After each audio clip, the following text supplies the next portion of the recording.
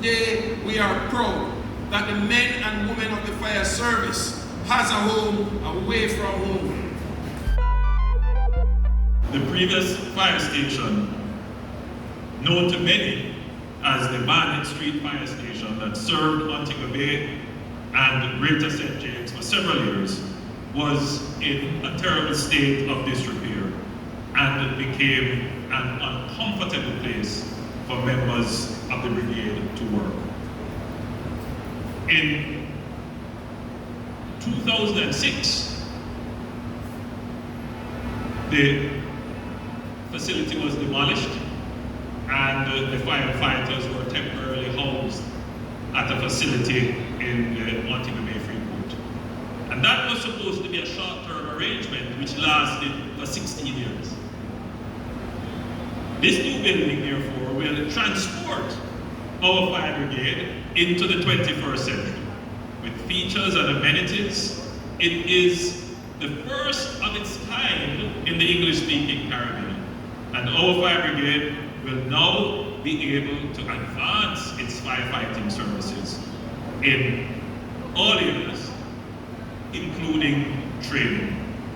The building is 34,073 square feet, and the superstructure stands at 4 stories high and is constructed with a steel-reinforced concrete. It's a steel-reinforced concrete structure. Now, you will see that the building boasts 5 engine bays. It has emergency vehicle bays. It can house 140 firefighters, 70 male and 70 female. It has office space, proper kitchen and pantry facilities, a well-equipped conference center. It has an electromechanical room, a library. It has an officer's lounge. It has an underground water tank. But when I toured a few fire stations, I believe it was 2 years ago, or 3 years ago,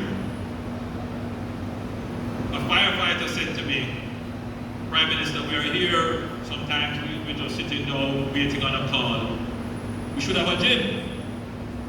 And in fact, I'm trying to recall which fire station it was, but they had it was in Handover, yes, they had an improvised gym that they all came together and they had a bench press. And I said to the minister, listen, all our fire stations should have a gym. And I'm happy to say that this fire station has a gym, which I hope it will be used so that our firefighters will be all fit and ready to go when called upon.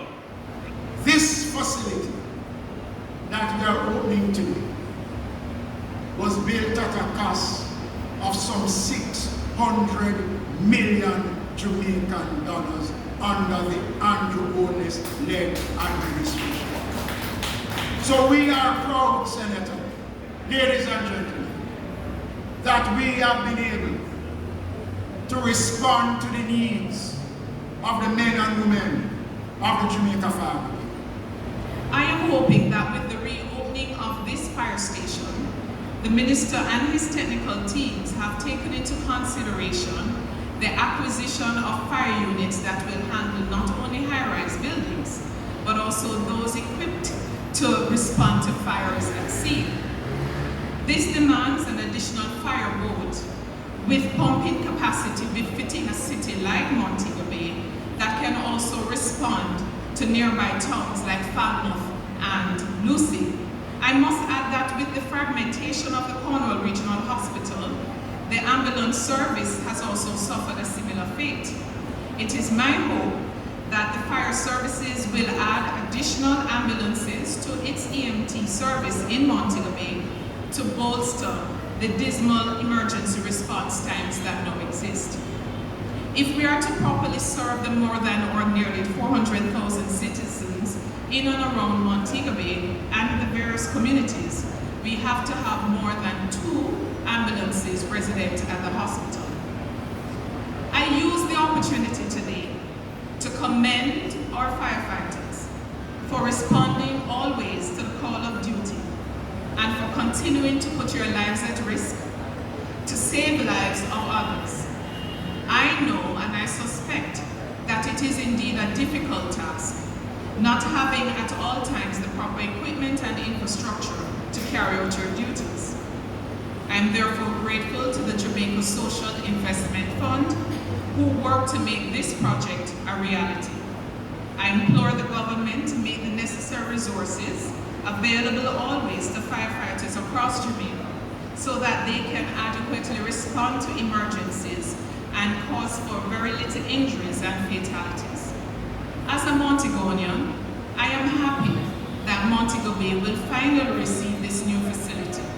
It is my hope that we will see far more for the citizens of Montego Bay as we work towards a more modern city through the development and bolstering of essential services. Over the years, the fire service has moved from one building to the next, not having a home.